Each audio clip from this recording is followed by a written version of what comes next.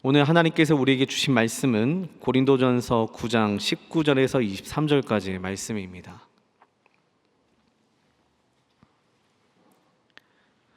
제가 하나님의 말씀을 봉독하겠습니다.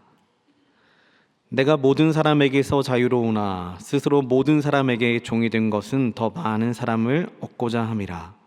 유대인들에게 내가 유대인과 같이 된 것은 유대인들을 얻고자 함이요 율법 아래에 있는 자들에게는 내가 율법 아래에 있지 아니하나 율법 아래에 있는 자같이 된 것은 율법 아래에 있는 자들을 얻고자 함이요 율법 없는 자에게는 내가 하나님께는 율법 없는 자가 아니요 도리어 그리스도의 율법 아래에 있는 자이나 율법 없는 자와 같이 된 것은 율법 없는 자들을 얻고자 함이라. 약한 자들에게 내가 약한 자와 같이 된 것은 약한 자들을 얻고자 함이요 내가 여러 사람에게 여러 모습이 된 것은 아무쪼록 몇 사람이라도 구원하고자 함이니 내가 복음을 위하여 모든 것을 행함은 복음에 참여하고자 함이라. 아멘. 사람이 먹지 않아도 배고프지 않을 때가 있는 것 같습니다. 그 배고픔을 잊어버릴 때가 있는데 저는 크게 두 가지라고 생각합니다. 첫 번째는 식음을 전폐할 수밖에 없는 고통과 상실, 아픔이 있을 때에는 배가 잘 고프지 않는 것 같습니다. 그런 아픔을 당한 사람한테 밥을 권유해도 잘 먹지 않고요. 한동안 굶어도 배고프지 않다라고 얘기합니다. 이것도 한 예가 되지만 그와는 반대로 좋은 예가 있습니다. 너무나 큰 만족감과 기쁨이 있을 때에 밥을 먹지 않아도 배가 고프지 않을 때가 있습니다. 어떤 부모님에게 청년의 복음을 전하려고 노력을 많이 했습니다. 그런데 기회도 여의치가 않고 정말로 좋은 시간도 많이 없어가지고 언제라도 기회가 오면 복음을 전해야지 했지만 매번 실패로 돌아갔던 청년에게 어느 날 부모님과 함께 밥을 먹는 시간이 됐습니다. 이와 같은 명절이었던 것 같아요. 명절에 부모님과 같이 밥을 먹는데 대뜸 엄마가 그러시더랍니다. 주말에 할 것도 없는데 우리 아들 다니는 교회나 한번 나가볼까 농담 삼아 얘기했는데 자신은 말도 꺼내지 않았는데 갑작스레 그런 말을 들으니까 어머니 벙벙해지고 가슴이 너무나 설레더랍니다. 그토록 기도하면 복음을 전하려고 교회 같이 가자고 말하려고 했는데 엄마가 먼저 얘기해 주니까 너무나도 설레가지고 당황해서 분명히 배가 고파가지고 왔는데 너무나 기쁘고 당황한 나머지 배고픈 줄도 모르고 교회 자랑을 하면서 이번 주 교회에 오시라고 권면을 했다고 합니다. 그때 상황을 돌아봤습니다. 참 복음이 증거되는 그 순간 누군가가 내가 바라던 그 사람이 예수님을 믿겠다, 아니 교회를 가겠다라고 하는 그 순간에는 우리에게도 그만한 기쁨이 있는지도 생각을 해봐야 됩니다. 복음서에서도 삭개오가 회심하는 장면이 있습니다. 한번 머릿속에 그려보시지요. 예수님 사역하시느라 힘드시고 먼 길 걸어오시느라 굉장히 시장하실 텐데 삭개오가 진심으로 회개하고 돌아온 모습을 보시곤 삭개오 집에서 밥 먹는 것도 까먹으실 것 같습니다. 배고픔도 잊은 채 기뻐하지 않으셨을까 생각을 해봤습니다.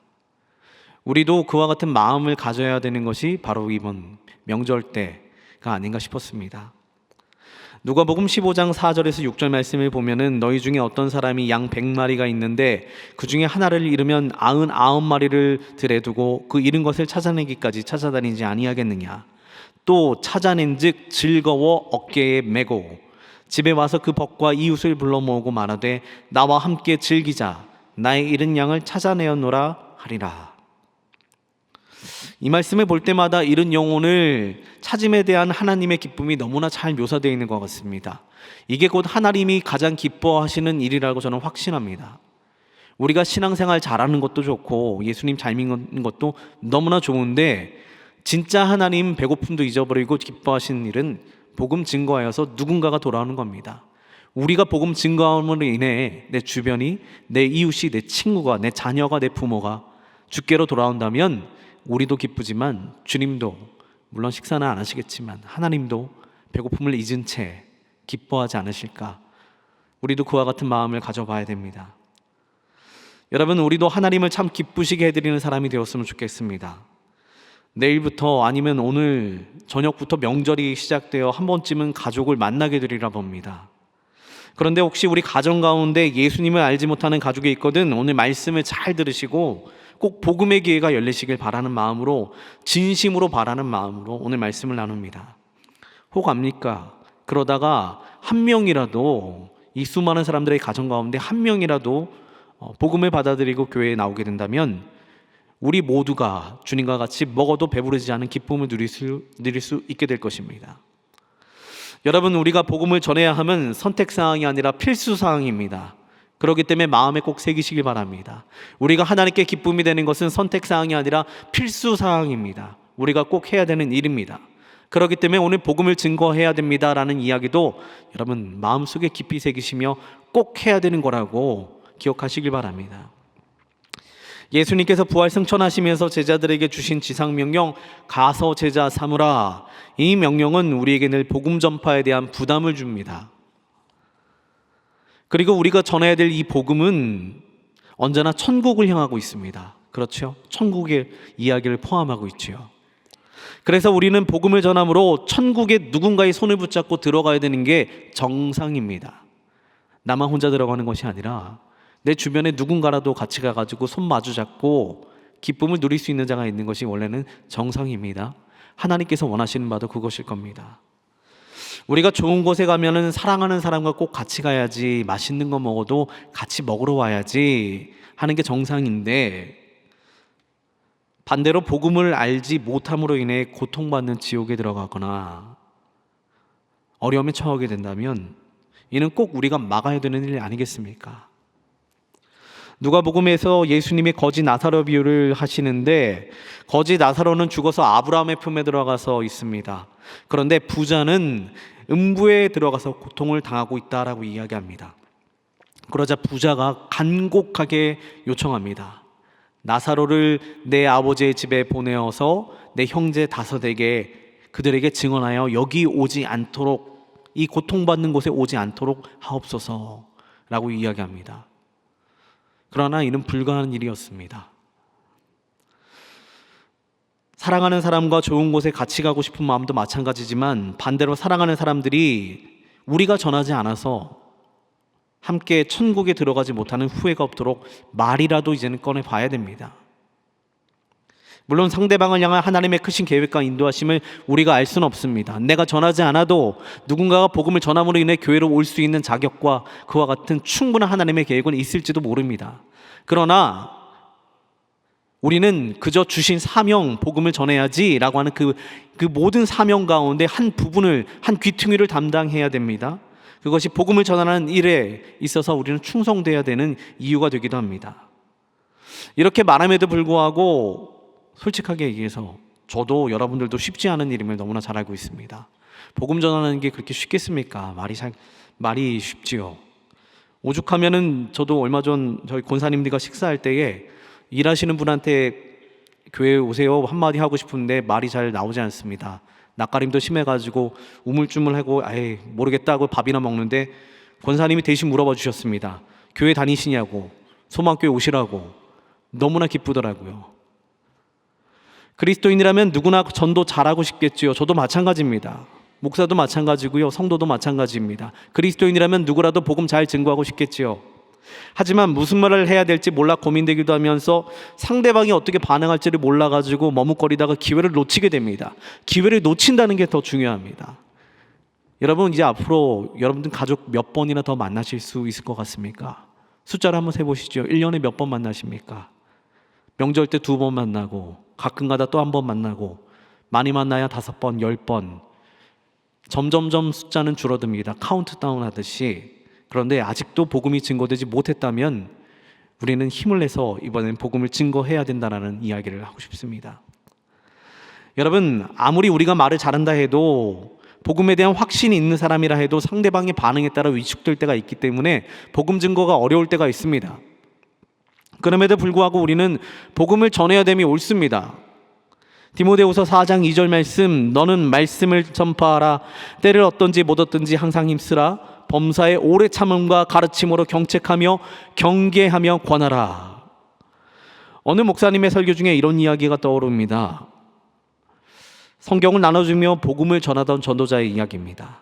지나가던 한 청년이 그 전도자를 보고서 여보시오, 성경 한 권만 주시오 하면서 받아갔답니다.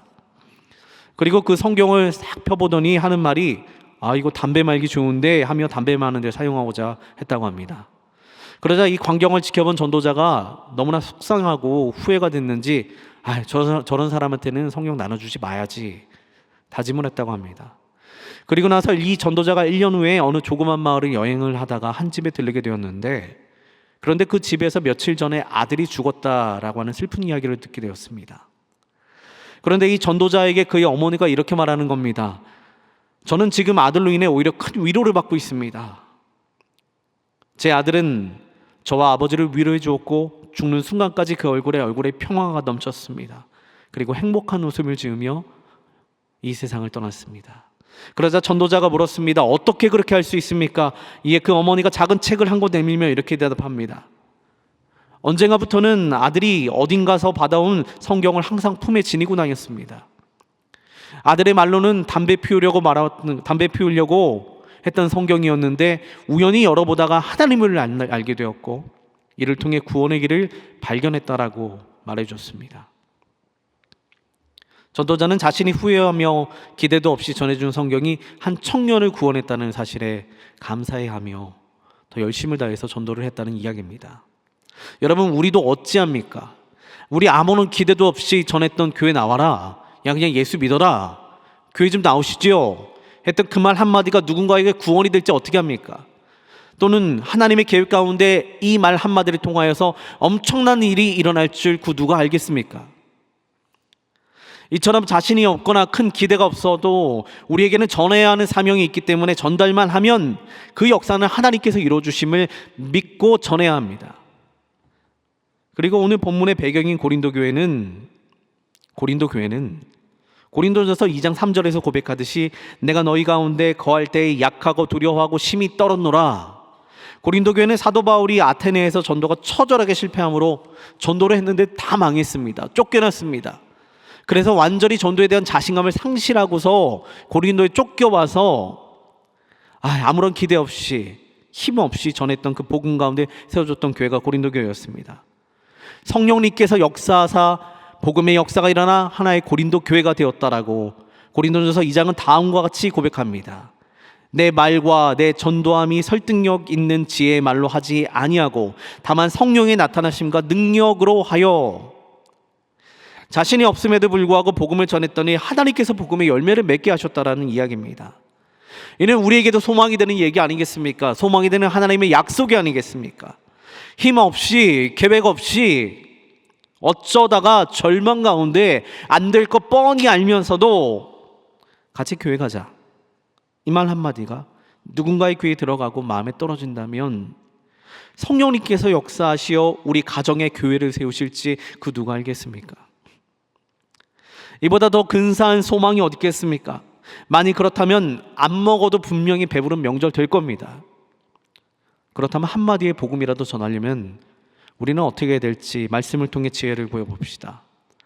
방금까지 이야기는 사도 바울이 가장 기운 없고 자신 없을 때에 툭 던진 복음이 마치 교회가 된 것처럼 들렸을지도 모르지만, 복음 한번 전했더니 교회가 된 것처럼 들렸을지도 모르겠지만 이 복음이 온전하게 심겨지기까지는 쉽지 않았음을 보여주는 것이 오늘의 본문입니다. 지금까지 서두는 여러분 복음을 전해야 됩니다, 안 돼도 전해야 됩니다라는 얘기였다면, 이제는 그 복음을 전하기까지 그럼 우리는 어떠한 태도와 자세를 가져야 되는가에 대한 이야기입니다. 그게 바로 오늘의 본문입니다. 복음을 전하기 위해서라면 다음과 같은 세 가지 자세를 마음에 새기시길 바랍니다. 먼저 9장 19절 말씀, 오늘 본문 말씀을 다 함께 읽어보도록 하겠습니다. 내가 모든 사람에게서 자유로우나 스스로 모든 사람에게 종이 된 것은 더 많은 사람을 얻고자 함이라. 첫 번째입니다. 자유의 절제로 온전한 복음이 전해지기를 간절히 바라십시오. 내가 자유를 절제함으로 온전한 복음이 전해지기를 바라는 것이 우리의 자세여야 됩니다. 본문에 보니까 내가 모든 사람에게 자유로우나 라고 고백을 하지만 우리 그리스도인들은 이 말씀과 같이 누구나 예수 안에서 자유를 누릴 자격이 있습니다. 여기에서 자유라고 한다는 것은 그리스도인으로 누릴 수 있는 다양한 삶 속의 생활의 모습과 다양한 신앙의 모습과 권리를 얘기합니다. 여기에서 사도 바울이 포기한 자유는 사도로서 누릴 수 있는 자유와 권리를 복음을 전하기 위해 내려놓았다는 이야기입니다. 이를 가지고 오해하시면 안 됩니다. 절대로 오해하시면 안 됩니다. 복음을 전하려 누구는 다 내려놓았는데 무조건 복음을 위해 다 내려놓은 것은 아닙니다. 여기에서 사도 바울이 자유를 내려놓았다면 그 당시 고린도 교회가 가지고 있던 문제 가운데 특수한 상황을 고려해서 복음이 먼저고 이에 따라 생길 수 있는 오해들이 있기 때문에 자신의 자유를 내려놓고 복음을 먼저 내세운 것입니다. 그러니 이런 말은 틀린 겁니다. 당신 것 포기해야지 전도가 됩니다. 당신이 가지고 내려놔야지 전도가 됩니다 라는 말이 말도 안 된다는 이야기라는 겁니다. 남의 것을 포기해야 되는 것이 아니라 내 것을 포기해야지 전도가 된다. 나의 자유를 포기해야지 전도가 이루어지는 아주 아름다운 태도가 된다라는 이야기를 하는 겁니다. 남의 거 내려놓으세요. 당신 거 내려놓으세요. 그래야 전도됩니다 라는 얘기가 아니라는 얘기입니다. 사도 바울은 이처럼 자유의 절제를 이야기하지 부자유스러움을 이야기한 것이 아닙니다. 좀 쉬운 예를 들어보겠습니다. 아주 뜨거운 믿음과 열정을 가지고 하나님을 예배하는 청년이 있었습니다. 그리고 그 모습은 찬양할 때 너무나 잘 부각이 됩니다. 찬양 시간만 되면 손을 높이 펼쳐들고 크게 박수치며 몸을 흔들며 하나님을 높여드립니다. 은혜롭습니다. 굉장히 보기 좋습니다. 찬양에 힘이 되는 것 같습니다. 그런데 누군가가 뒤에서 컴플레인을 겁니다. 청년이 앞에서 몸을 흔들 때마다, 찬양할 때마다 옆에 있는 사람이 그 손에 맞을 것 같아요. 뒤에 있는 사람이 가사가 보이지 않아요. 뒤에 있는 사람 좀 불편해하는 것 같아요. 좀 자제를 부탁했습니다. 그래서 전도사님도 가셔가지고 자제를 부탁했다고 합니다. 조금 과하지 않게 적당하게 해주시죠. 그러자 청년이 화를 내면서 얘기합니다. 내가 하나님을 예배할 자유가 있는데, 내가 하나님을 섬길 자유가 있는데, 그러면서 화를 내더랍니다. 여러분, 이 이야기를 통해서 우리가 또 배워야 될 교훈이 거기 있지 않습니까? 우리는 자유를 절제할 줄도 알아야 됩니다. 신앙생활의 조화를 위해서도 그렇고 복음이 증거되기 위해서도 마찬가지입니다. 그렇기 때문에 내 자유와 권리를 절제하여서, 여러분 내일 명절 때 가족을 만나시거든 앞에 놓인 과일도 좀 양보하시고 내가 쉴 자유를 절제하셔가지고 설거지 좀 대신 하시고요. 그리고 좀 자유를 절제하셔서 청소도 좀 하시고, 그렇게 함으로 저 사람 왜 저래? 아니 우리 오빠가 왜 저래? 저 아저씨 왜 저래? 그때 가서 얘기하시죠. 너 교회 나오게 하려고. 당신이 교회 나오세요 한마디 하려고. 자유를 절제함으로 기회를 얻으시길 바랍니다. 그리고 두 번째 우리가 가져야 될 태도는, 둘째, 내 자신을 낮춤으로 복음이 먼저 전해지기를 바라는 우리의 태도를 가지시길 바랍니다. 한때 고구마 전도왕으로 유명하셨던 김기동 집사님이라는 분이 계십니다. 지금 목사님 되셨다고 합니다. 그 당시 간증이 늘 마음에 남습니다. 간증 집회에 가서 간증을 들었는데, 아파트 전도를 할 때 조그만 전도지 그리고 선물을 좀 들고서 집집마다 문을 두드리면서 복음을 전하는데, 그럴 때마다 툴툴거리며 비아냥거리는 사람들이 있었답니다. 근데 어느 날은 한 집에 가가지고 문을 두드렸는데 거기 런닝바람에 백수같이 생긴 한 청년이 하나 나와가지고 껄렁껄렁하게 나와서 전도지를 툭툭 치면서 그랬답니다. 나 그딴 거 안 믿으니까 빨리 가.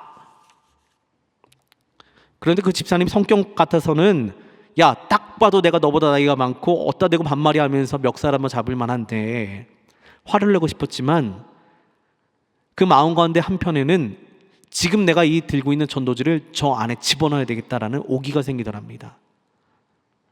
그리고 아주 저자세로 생글생글 웃으면서, 제가 정말 쉬시는데 죄송합니다. 그래도 한번 믿어보시기 바랍니다. 이것만 받아주시지요 하셨다고 합니다. 그러면서 이야기해 주시기를, 복음은 내가 죽어야 전할 기회가 많아집니다. 내 성품이 죽어야 전할 수 있게 되고 내 성향이 죽어야지 복음을 전할 수 있게 됩니다. 내 성적이라 안 돼요. 다혈질이라 안 돼요. 우린 그 누구도 복음을 전하기에 적합한 사람이라는 없습니다. 이는 우리가 잘 알고 있습니다. 그러니 우리가 이번 명절 가족을 만나 교회 가시죠, 예수님 믿으세요, 이와 같은 이야기를 하면 가족 누군가에게도 분명히 그런 말 할 수도 있습니다. 아니 갑자기 왜 이래? 아니 갑자기 삼촌이? 갑자기 왜 할머니가 갑자기 왜 그러시지?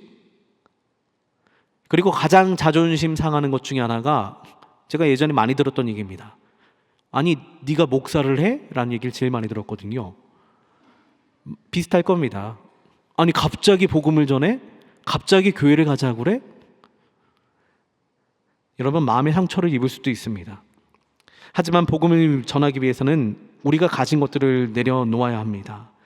20절부터 22절의 말씀을 제가 읽어드리겠습니다. 유대인들에게 내가 유대인과 같이 된 것은 유대인들을 얻고자 하며, 율법 아래에 있는 자들에게 내가 율법 아래에 있지 아니하나 율법 아래에 있는 자같이 된 것은 율법 아래에 있는 자들을 얻고자 하며, 율법 없는 자에게는 내가 하나님께는 율법 없는 자가 아니요 도리어 그리스도의 율법 아래에 있는 자이나 율법 없는 자와 같이 된 것은 율법 없는 자들을 얻고자 함이라. 마지막 절 다 같이 읽습니다.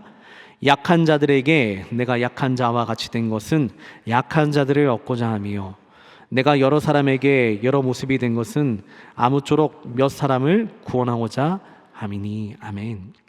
방금 읽은 본문을 보니까 사도 바울은 난 그런 사람 아닌데, 복음을 전하려다 보니까 그런 사람으로 모습을 맞춰줘야 복음이 전달되더라 라고 하는 이야기를 하는 겁니다. 나는 그런 사람이 아닌데 내 위치는 정말로 그보다 훨씬 더 높은데, 난 그보다 더 고상하고 더 높은 사람인데, 그런데 나의 모습을 저기까지 떨어뜨려야지, 나의 모습을 저만큼 낮춰야지 복음이 증거되더이다 라고 하는 겁니다. 우리나라에 1912년에 오셨던 서서평 선교사님 이야기를 많이 아실 겁니다. 미국인 여성 선교사님이신데 한국인들에게 복음을 증거하려고 많은 노력을 하셨습니다. 한국에서 복음을 증거하려다 보니까 외국인이 온 자기가 신기해서 그런지 사람들이 멀리서 막 찾아오긴 하는데 외국인이라서 다가갈 수가 없나 봅니다. 사람들이 찾아오지 않더랍니다. 그래서 한국인처럼 온전히 되기로 다짐하고 한국인들처럼 저고리와 검정 통치마를 입었고 고무신을 발에도 맞지 않는 남자 고무신을 신었고 된장국을 먹으며 그렇게 살았다고 합니다. 그리고 그와 같이 될 때에 사람들에게 복음을 증거할 수 있는 길이 열렸다라고 그렇게 고백합니다. 우리는 꼭 그렇게 하지 않아도 자신을 낮춰 다른 이들에게 이야기를 들어주므로 그저 이야기만 들어주어도 기회를 만들어 볼 수 있지 않을까 싶었습니다. 이게 다 가능한 이야기는 아니지만 어떤 분이 말씀도 굉장히 잘하고 똑똑해가지고 다들 귀에 기울여 이야기를 듣는 분이 계셨습니다. 학생들 전도를 정말 잘하셨던 분이었습니다. 그래서 가가지고 물었습니다. 어떻게 하면 그렇게 학생들을 전도할 수 있습니까? 말로써 전도하는지 설득하는지. 근데 그때마다 조언해 주시기를 똑같아요. 무조건 들어주고 무조건 호응해주고, 아이들이 육두문자에도 당황하지 말고 전부 이야기를 듣고 나서 아이들 힘 빠질 때 야, 너 같은 애가 교회 나왔으면 좋겠다 한마디 하면 됩니다. 이렇게 얘기하더랍니다. 결국 내 위치의 재능을 이용해서 복음을 전함이 아닙니다. 답답하지만 나를 낮추고 기다려주다 보면은 그 기회가 생긴다는 이야기를 우리에게 해주고 있습니다. 사도 바울이 그 이야기를 해주고 싶은 겁니다. 유대인들 앞에서는 유대인들처럼, 율법 없는 자들 앞에서는 율법 없는 자처럼. 여러분, 우리도 그와 같이 우리 자세를 낮춰 사람들의 이야기를 들어줌으로 복음의 기회를 만들어 보면 어떨까 싶습니다. 그리고 마지막으로 세 번째, 내가 행하는 모든 일이 복음의 통로가 되기를 바라는 마음으로 꼭 복음을 입술로 전하는 것뿐만이 아니라 우리 행동으로도 전해야 된다는 얘기입니다. 23절의 말씀을 다 같이 함께 읽어보도록 하겠습니다. 내가 복음을 위하여 모든 것을 행함은 복음에 참여하고자 함이라. 아멘. 우리는 날마다 복음을 입에 달고 살 수는 없습니다. 뜬금없이 갑자기 가다가 예수 믿으세요, 교회 다니세요 라고 할 수 없습니다. 그랬으면 참 좋겠지만 때로는 복음을 전할 기회가 오지 않을 수도 있습니다. 만남과 성격이 그 자리가 복음을 전할 자리가 아닐 수도 있습니다. 갑자기 싸우고 있는데 예수 믿으세요 하면은 오히려 역효과가 나겠지요. 그럴 땐 다른 방법으로 복음을 전해야 됩니다. 사도 바울도 23절에서 말씀하는 바, 이야기하는 바, 복음을 위하여 모든 것을 행함은 이라는 이야기에 여러 가지 의미가 함축되어 있습니다. 여러분, 사도 바울의 직업은 텐트 메이커, 천막을 만드는 사람이었습니다. 그래서 전도 여행 시에 아굴라와 브리스길라를 만나면서 텐트를 만드는 일을 했다고 성경은 기록합니다. 이걸 보고 많은 사람들이 자비량 사역했네, 훌륭하네 라고 얘기하지만 그와 같은 게 아니었습니다. 그 당시 사도 바울이 복음을 증거하려고 했던 그 자리에 하도 떠돌이 철학자들이 많았습니다. 떠돌이 철학자들이 나오면서 자신의 이야기를 설파하고 사람들에게 돈을 받아가는 일이 벌어집니다. 그러자 자기도 복음을 거기서 동일하게 전하는데 사람들이 저 사람도 복음도 돈을 받기 위해서 하나 보다라고 하는 생각 때문에 나 절대 그런 거 아니야, 복음을 위해서, 복음의 순수성을 지키기 위해서 그와 같이 텐트 메이킹을 한 겁니다.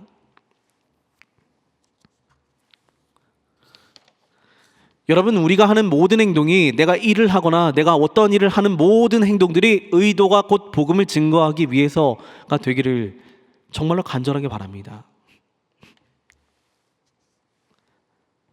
이를 가지고 우리는 그리스도의 향기라는 표현으로 머릿속에 기억하면 참 좋을 것 같습니다.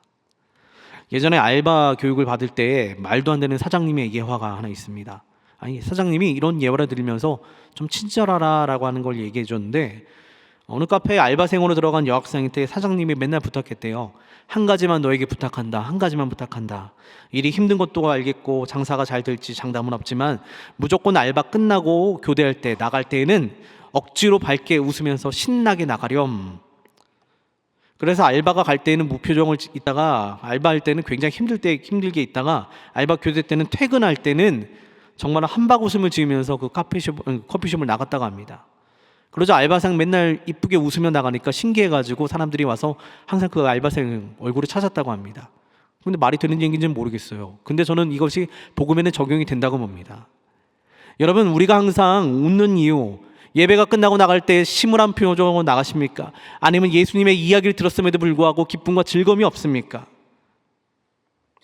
베드로전서 3장 15절 말씀에는 너희 마음에 그리스도를 주로 삼아 거룩하게 하고 너희 속에 있는 소망에 관한 이유를 묻는 자들에게 대답할 것을 항상 준비하되 온유와 두려움으로 하고. 소망을 품은 모습을 우리가 보여줘야 됩니다.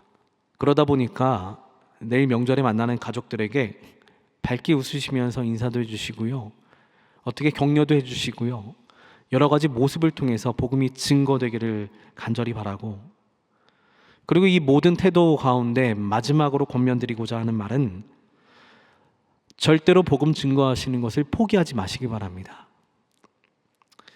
지난 5월 2023 캄보디아 프놈펜에서 열린 동남아시아 게임 여자 5000m 경기 영상이 눈길을 끌었습니다. 대부분의 선수들이 결승전을 넘자 폭우가 시작이 됐고요. 그때 여전히 선수가 눈앞도 보이지 않는데 6분이나 늦어가지고 결승전을 통과하는 저 질주 장면의 영상이 많은 사람들에게 감동이 됐습니다. 이 사람은 캄보디아 출신의 그 선수였는데, 이 선수는 평소에 빈혈도 많고 가정 형편이 어려워서 그저 달리기를 시작했다고 합니다. 제대로 된 훈련을 받았겠습니까? 가정이 어려운데.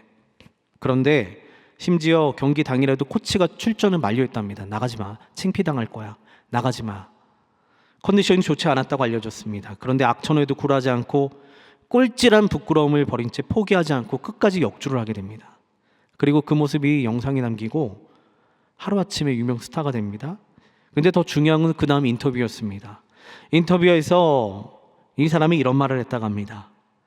물론 경기를 포기할 권리가 있었지만 저에겐 국가를 대표하는 의무가 더 중요했고 포기하지 않으면 목표에 이를 수 있다는 것을 보여주려고 끝까지 달렸습니다. 이렇게 인터뷰를 했대요. 이는 곧 우리에게도 주는 교훈이 있습니다.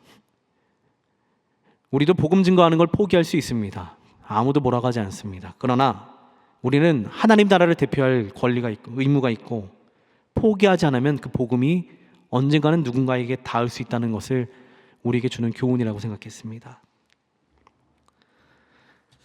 말씀을 마칩니다. 이제 전도에 대한 부담을 안고 내일 명절에 가족들에게 혹시 예수님 믿지 않는 자가 있거든 가가지고 예수님 믿으세요, 교회 같이 나갑시다 라고 하는 그 한마디를 위해서 오늘 말씀으로 이렇게 달려왔습니다.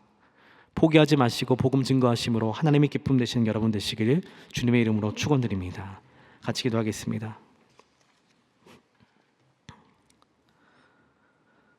사랑과 은혜가 풍성하신 하나님 아버지, 우리가 복음 증거할 수 있는 자격과 모습은 되지 않는다 할지라도 우리의 부족한 입술과 우리의 정말 어설픈 용기를 사용하사, 그리고 연약한 입술을 사용하사 누군가에게는 예수님 믿으세요, 교회 같이 갑시다 라는 이 한마디가 들려지게 하시고, 그렇게 됨으로 말미암아 하나님 나라의 기쁨의 소식이 조금이라도 들릴 수 있게 주님 도와주시옵소서. 우리도 예수님의 마음을 힘입어 닮아가면서 그 마음처럼 한 생명이 돌아올 때에 기쁨과 즐거움을 가지고 배고픔도 잊은 채 살아가는 사람들 되게 하시며 하나님 나라에 정말로 기쁨으로 당당하게 많은 사람들과 함께 손잡고 들어가는 그리스도인들 되게 하여 주시옵소서. 오늘도 우리 안을 함께 하시는 하나님을 찬양하고 감사드리며 예수님 이름으로 기도드립니다.